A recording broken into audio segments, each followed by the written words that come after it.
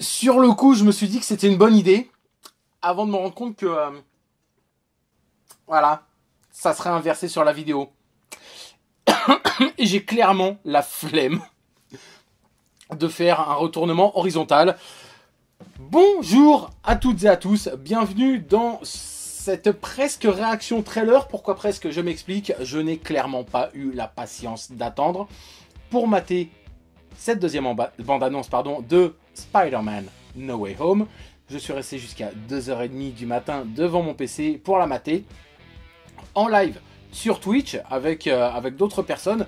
D'ailleurs, si vous souhaitez me suivre sur la plateforme, le lien est en bas dans la description. Je fais beaucoup de jeux vidéo, mais il m'arrive également de parler de cinéma et prochainement peut-être de musique et d'autres sujets divers et variés, mais là n'est pas la question. Spider-Man No Way Home, putain, je vais y arriver. Deuxième trailer, excessivement attendu. Pour quelle raison?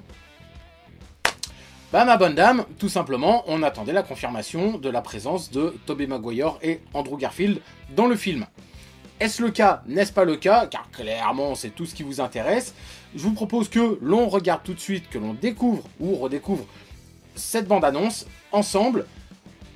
On en parle après. Clairement, ça ne sera pas une réaction trailer, ça sera plutôt une analyse trailer ce coup-ci.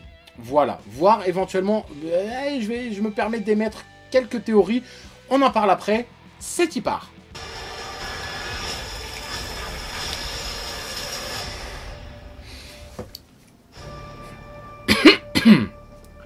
Ever since I got bit by that spider, I only have 1 week where my life has felt. Donc clairement, le film va démarrer là où s'est terminé Far From Home. Hein.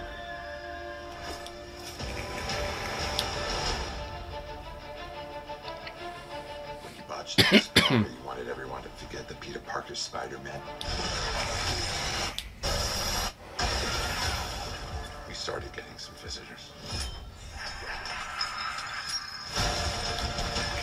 From every universe.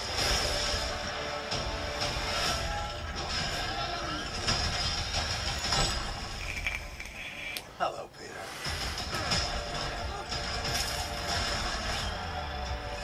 You're not Peter Parker.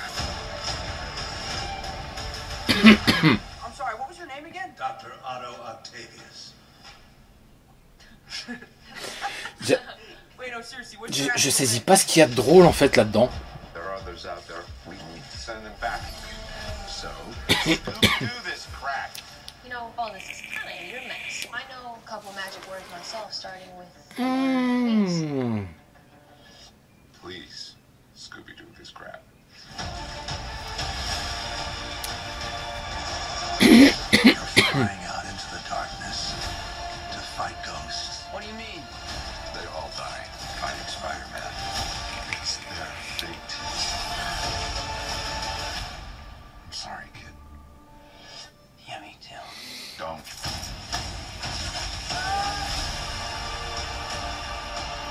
Look, there has to be another way. There isn't. They're trying universe. You're not gonna take this away from me. Peter, you're struggling to have everything you want while the world tries to make you choose. This is all my fault. I can't save everyone. Oh, comment j'ai eu la gaule devant ce plan.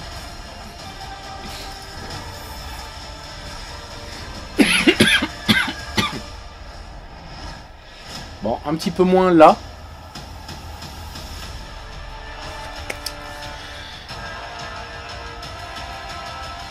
What's happening? They're starting to come through, and I can't stop them. Et ils n'apparaissent toujours pas. Je vous laisse imaginer la frustration de tout le monde cette nuit.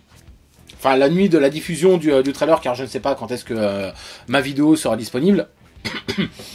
Grosse, énorme frustration, car en plus, j'avais suivi un petit peu l'événement en live, la bande-annonce a été diffusée dans une salle de ciné classique, sauf qu'avant la diffusion, il y avait 3 affiches de Spider-Man, du film Spider-Man No Way Home. 3 fois la même affiche. Pourquoi faire? Pourquoi faire? Forcément, moi je me suis dit, il y a Andrew Garfield et Tobey Maguire, ils vont venir, et à ce moment-là, bim, ils vont retourner deux des 3 affiches pour dévoiler effectivement de nouvelles affiches qui se compléteront et formeront, je sais pas, un poster, un truc comme ça. Dans le cululu. Voilà, tout simplement. Donc, très clairement, alors, je suis pas super objectif car je suis un gros fan de Spider-Man, comme peuvent l'attester ces petites choses. Voilà.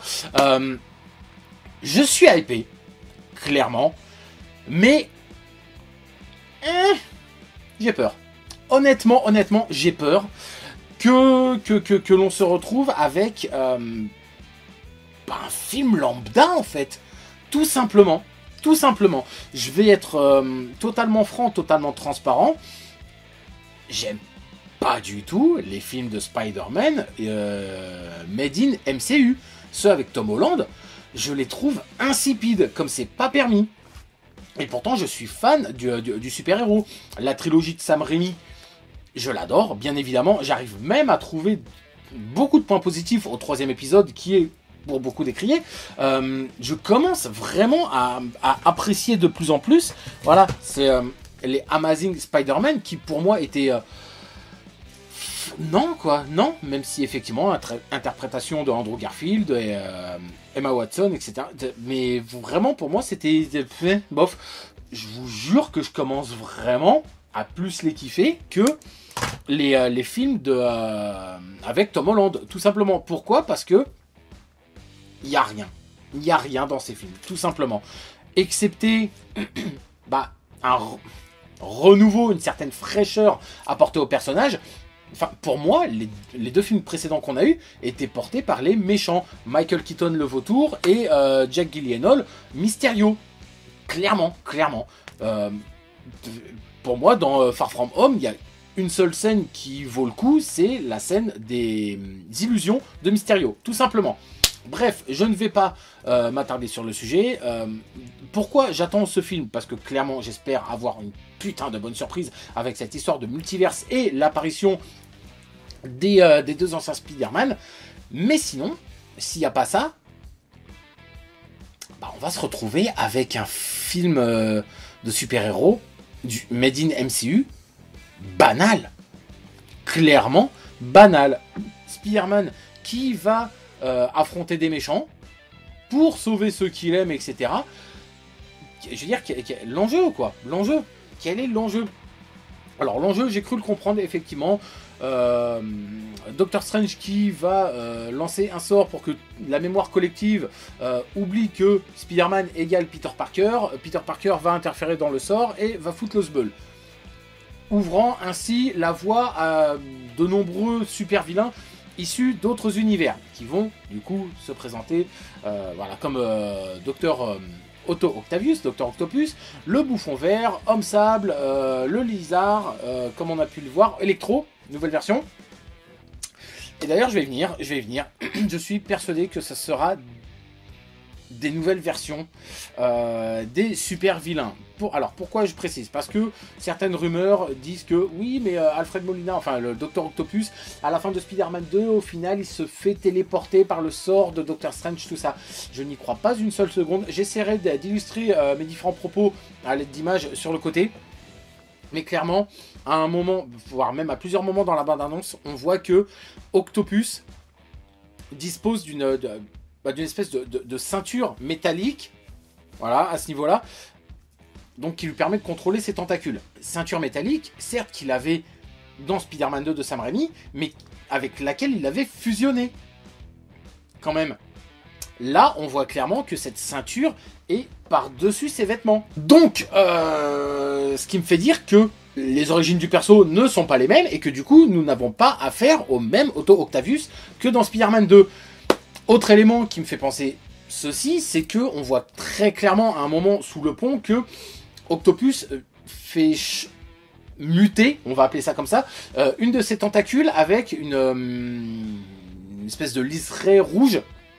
Et la façon dont cette tentacule mute fait fortement penser à l'armure d'Iron Man. est-ce que ce Docteur Octopus, dans son univers, a eu accès à la technologie de Stark et l'a intégré à ses tentacules? Imaginez des tentacules avec la technologie nanoparticules, extremis, etc. Ce que ça pourrait apporter. Je vais rester sur Octopus pour le moment. Une phrase à ne jamais sortir de ce contexte, sinon c'est dégueulasse. Je ne pense pas que le personnage soit mauvais. Je pense que ce sera un allié de Spider-Man. Alors, j'ai expliqué bien évidemment. Au départ, combat sur le pont, blablabla. Bla bla, mais on se rend compte que, on voit, il le dit. Tu n'es pas Peter Parker. Il ne reconnaît pas. Encore une fois, ça ne veut rien dire. J'ai vu sur internet depuis hier soir, ouais, ça y est, c'est la preuve que Tobey Maguire va apparaître. Non, ça ne veut absolument rien dire. Juste, il ne reconnaît pas Tom Holland comme étant Peter Parker. Cela ne veut pas dire que Tobey Maguire est Peter Parker dans son univers. Ça peut être, ça pourrait être Michael sous le costume de Spider-Man. Il pourrait très bien dire la même chose. Tu n'es pas Peter Parker. Dis donc Tom Holland, tu ressembles pas à Fred. Tu n'es pas Peter Parker. Alors que pourtant si, potentiellement. Donc clairement, ce n'est pas, je le dis, ce n'est pas le Docteur Octopus du Spider-Man 2 de Sam Raimi. Clairement. Et troisième point qui me fait dire que Octopus va devenir un allié de Spider-Man. Bon, déjà, on voit la petite conversation qu'ils ont où comment vous appelez Octopus? C'est drôle. Faudra m'expliquer ce qui est drôle, honnêtement. Chacun son nom. Chacun son destin, passe le message à ton voisin, comme dirait tonton David. Mais je vois pas ce qui est drôle, honnêtement.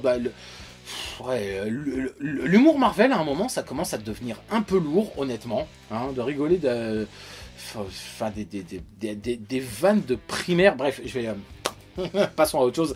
À un moment précis dans la bande-annonce, on voit Octopus chuter, passer à travers une vitre et chuter d'un immeuble, avec un bête d'éclair qui traverse ce bâtiment. Si vous n'avez pas compris qu'Octopus affronte Electro, je peux plus rien pour vous. Clairement. Electro, d'ailleurs. Toujours incarné par Jamie Foxx, mais nouveau costume. Qui dit tu ne m'enlèveras pas ça? Est-ce qu'il parle de ses pouvoirs? Est-ce qu'il parle d'une occasion de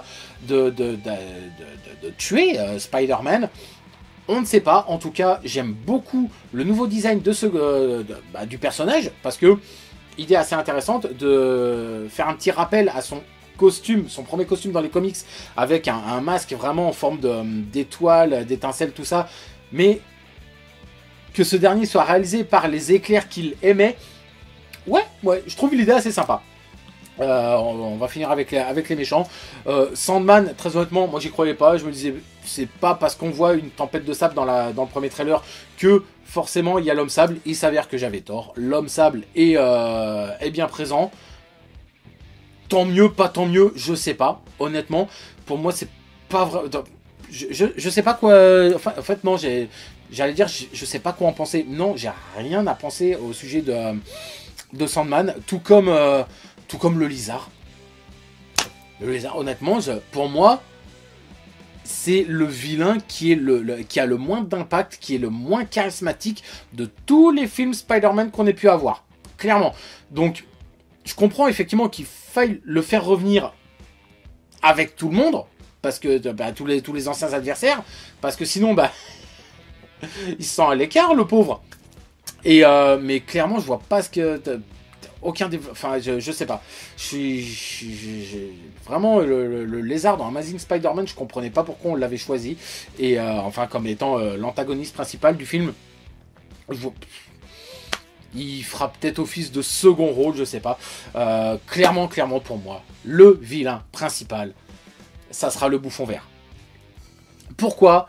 Parce que, bon, je vous cache pas que j'ai lu certaines rumeurs, comme quoi le Bouffon Vert serait l'antagoniste principal du film. Mais on ne nous a pas expliqué pourquoi. Et je me suis, du coup, targué d'une petite théorie. Je me dis que, effectivement, le Bouffon Vert, on le voit dans son costume original. Norman Osborn, clairement. Que ce soit le Norman Osborn du Spider-Man 1 de Sam Raimi ou pas, peu importe. On le voit apparaître sur le pont. Donc, clairement, au moment où on va découvrir qu'il y a des nouveaux d'anciens vilains qui vont apparaître dans l'univers de Tom Holland. Qui nous dit que qui nous dit pas, pardon, que le bouffon vert va tenter de retourner le cerveau aux vilains qui ont atterri dans cet univers-là pour faire la nique à Spider-Man. En gros, ça serait le chef des Sinister Six et ça serait lui le grand méchant de l'histoire. Je vais pas développer plus que ça parce que j'ai rien à développer, c'est juste une théorie. Et surtout, pour moi, on va avoir 2 bouffons verts. Norman Osborn, avec exactement le même costume que dans Spider-Man 1. Et à un moment, on le voit très furtivement, un deuxième bouffon vert, mais qui n'a pas de masque. Et dont le design fait fortement penser au design du Amazing Spider-Man 2, à savoir Harry Osborn. Est-ce que ça sera lui ? Je ne peux pas le dire, parce que clairement, même en faisant un arrêt sur image, j'ai pas réussi à distinguer le visage. Ça va beaucoup trop vite. Et je vous invite à remater encore le trailer, mais clairement, c'est... Pour moi, il y a 2 bouffons verts. Pour moi, il y a 2 bouffons verts. Il y a, je discutais avec un pote, Francky d'ailleurs, si tu me regardes, qui me disait que pour lui, ça serait genre Ned. Alors, Ned dans les comics, c'est le... fut un temps, un moment, il a été considéré comme le super bouffon.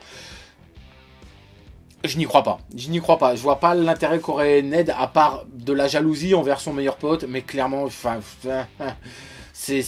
pour moi, c'est un petit peu tiré par les cheveux. Donc, je n'y crois pas. Je dis pas que c'est impossible, je dis juste que je n'y crois pas.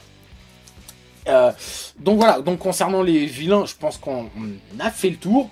On ne parlera pas d'une potentielle apparition de Venom, parce que déjà clairement j'ai toujours pas vu Venom 2, donc je me permettrai pas d'avancer quoi que ce soit.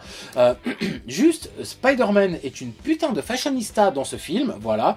J'ai compté 4 ou 5 costumes différents, dont un costume que je vais essayer de mettre juste ici, qu'on n'avait jamais vu pour le moment, même pas dans les jouets qui ont été révélés au public. Donc un costume noir intégral avec la toile dorée, qui, si on rajoute un petit peu de couleur, c'est exactement le même costume qu'il a à la fin de Far From Home. Sauf qu'en plus, il a les trucs, les sceaux magiques qui apparaissent sur l'avant-bras, un petit peu à la manière d'un Doctor Strange. Du coup, qu'est-ce que ça veut dire? Est-ce que ça veut dire que Peter a un nouveau costume fourni par Strange et du coup chargé en magie qui lui permettrait de localiser tel ou tel vilain à travers, je sais pas, le monde ou les États-Unis pour tenter de les réexpédier dans leurs univers respectifs? Ce qui expliquerait pourquoi on voit Electro dans son dos à un moment où effectivement on voit les sceaux apparaître sur son avant-bras. Encore une fois, c'est une théorie. Après, c'est vrai que je comprends pas trop effectivement l'enjeu de ce film. Parce qu'à un moment, on l'entend clairement, Strange, il dit à Peter, tous ces adversaires-là meurent de la main de Spider-Man, c'est leur destin, comme disaient les inconnus. Donc clairement, c'est de nouvelles versions des adversaires qu'on a déjà vus dans les films précédents, clairement. Mais pourquoi, dans ce cas-là, Peter, il cherche à choper la boîte magique de Strange qui ferait potentiellement office de MacGuffin dans le film, parce que on le voit vraiment dans de nombreuses scènes différentes avec ce cube, notamment sur la scène de la Statue de la Liberté, et on va y revenir. Mais en fait, c'est quoi son but? Il cherche à sauver tout le monde, et d'ailleurs c'est pour ça qu'il le dit à un moment, je ne peux pas sauver tout le monde. Je sais pas, clairement l'enjeu du film me fait douter sur sur la qualité du scénario, et clairement c'est ça qui me fait peur, parce que le scénario des 2 premiers films Spider-Man du MCU volait pas archi haut, et clairement j'ai un petit peu peur de ça si effectivement on n'a pas Tobey Maguire et Andrew Garfield qui apparaissent. Et là clairement je vais tenter de répondre à certaines théories qui ont fusé sur le net cette nuit, notamment l'une d'entre elles qui démontre que... Alors, je vais y aller dans le désordre. On a le compte Sony Pictures Brésil, me semble-t-il, sur Twitter, qui a diffusé une version de la bande-annonce dans laquelle, à la fin, on voit Spider-Man face à Electro, Sandman et le Lézard. on voit Spider-Man aller directement au combat. Et dans cette bande-annonce diffusée par Sony Pictures Brésil, il me semble que c'est le Brésil, on voit le lézard qui saute et tout d'un coup, bim, qui se prend une mandale, mais de la part de l'homme invisible. Alors au départ, on a dit ouais, mais c'est du fake, tout ça, machin, nanana. Bon, c'est quand même publié sur un compte officiel. Tu te dis, quand même. On se rappelle tous quand même de la bande-annonce de Infinity Wars qui montrait Hulk en train de courir aux côtés des Avengers au Wakanda. Hulk, tu le vois au début du film se prendre une branlée par Thanos et après tu ne le vois plus du tout. Voilà. Encore une fois, concernant Infinity Wars, on voyait bien Thanos affronter Captain America avec le gant de l'infini, mais sur lequel il y avait une, voire 0 pierre de l'infini. Alors qu'à ce moment du film, il les avait quasiment toutes.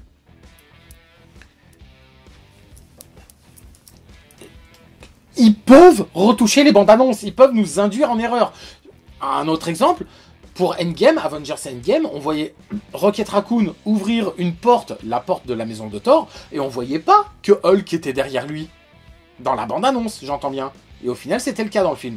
Donc clairement, il ne faut pas se fier à 100% à ce qu'on voit dans les bandes annonces.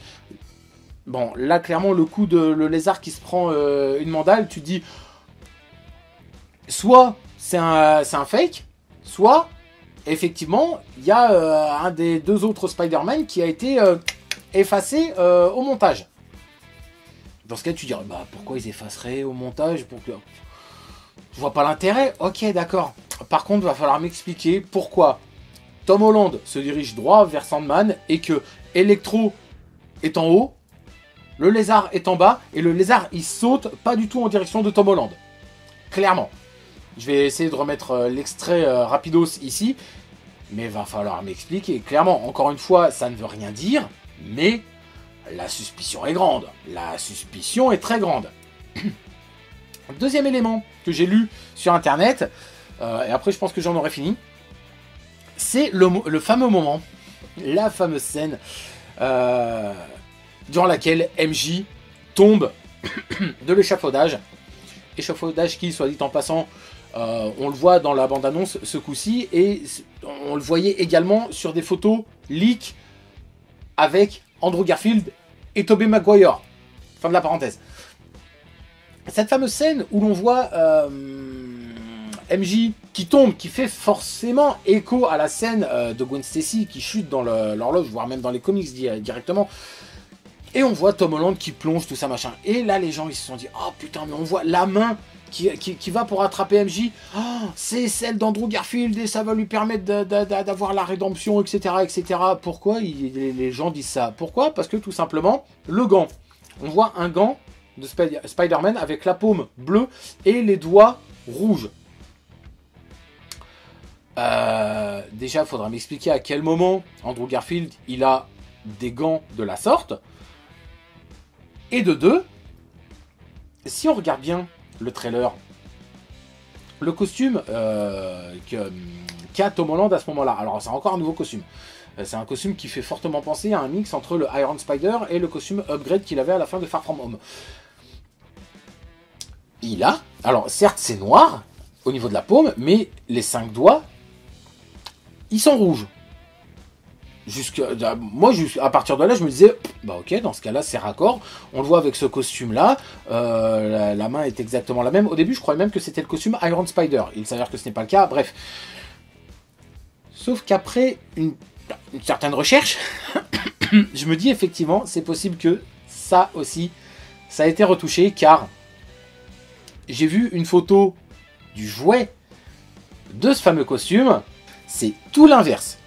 Ce fameux costume avec la grosse araignée dorée, mais qui n'est pas l'Iron Spider, eh ben c'est tout l'inverse. Il a la paume rouge et les doigts noirs, bleu foncé, alors que clairement, sur le costume Iron Spider, il a vraiment toute la main en rouge. Donc, clairement, je me dis, ils n'ont pas pu retoucher un jouet, tout simplement. Je vois pas l'intérêt. Ils ont plus facilement pu retoucher cet aspect-là de la bande-annonce.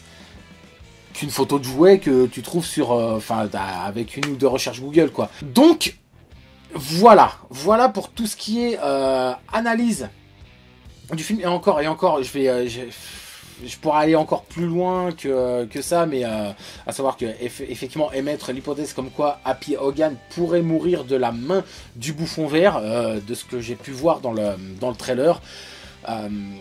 Pourquoi effectivement dans ce cas-là Peter dit à Tante May je peux pas sauver tout le monde, sachant la proximité qu'avaient Tante May et Happy. J'ai bien peur que Happy Hogan y passe, et d'ailleurs c'est raccord avec les propos de c'était Tom Holland qui disait ça, que comme quoi ça serait un des films Spider-Man les plus sombres. Il va y avoir des morts. Est-ce que MJ va être sauvé? On ne sait pas. Est-ce que Happy Hogan va y passer? On ne sait pas. Alors le film sort dans un petit peu moins d'un mois, nous ne savons rien. Je pense que Sony prend un malin plaisir à nous induire en erreur, à surfer sur les rumeurs, les différentes rumeurs. Sony sait que effectivement les 3 Spider-Man, c'est ce que tout le monde attend. Maintenant, si les 3 Spider-Man apparaissent effectivement dans le film dans un mois, ils ont super bien géré leur com et ils ont très bien su surfer sur les rumeurs et sur la hype. Maintenant, si les Spider-Man n'apparaissent pas, bon, clairement, ce sera de notre faute parce que nos attentes auront été plus grandes que ce que le film pouvait nous apporter. Mais d'un certain côté, je pourrais trouver ça malhonnête de la part de Sony d'avoir surfé sur cette hype, sur ces rumeurs-là, pour tenir le public en haleine et au final ne pas leur proposer ce qu'ils souhaitaient. Tout simplement. Je ne sais pas si c'est très, très clair ce que je dis, mais clairement, pour finir sur cette vidéo, je vais rejoindre un petit peu ce que dit Durandal concernant sa réaction au trailer, que si effectivement, alors déjà s'il n'y a pas les 3 Spider-Man, on va se retrouver avec un film de super-héros, un Spider-Man standard, lambda, et comme j'ai pu le dire précédemment, c'est pas les films que je préfère, mettant en scène mon super-héros préféré. Et s'ils les font apparaître, Tobey Maguire et Andrew Garfield, aux côtés de Tom Holland, va vraiment falloir que ça se justifie et que ça soit un petit peu mieux écrit que les films précédents. Clairement. Sur ce, dites-moi, vous, ce que vous avez pensé de cette bande-annonce, ce que vous en pensez. Dites-moi si vous avez des théories, même les plus folles. Je lirai tout, j'y répondrai, j'argumenterai ou contre-argumenterai, peu importe. Si vous voulez me rejoindre sur Twitch, je vais mettre l'adresse dans la description sous la vidéo. Sur ce, portez-vous bien. On se retrouve avec de très très fortes chances dans un mois pour une critique du film, tout simplement. Et sur ce, portez-vous bien et on se donne rendez-vous très vite. Tchuss!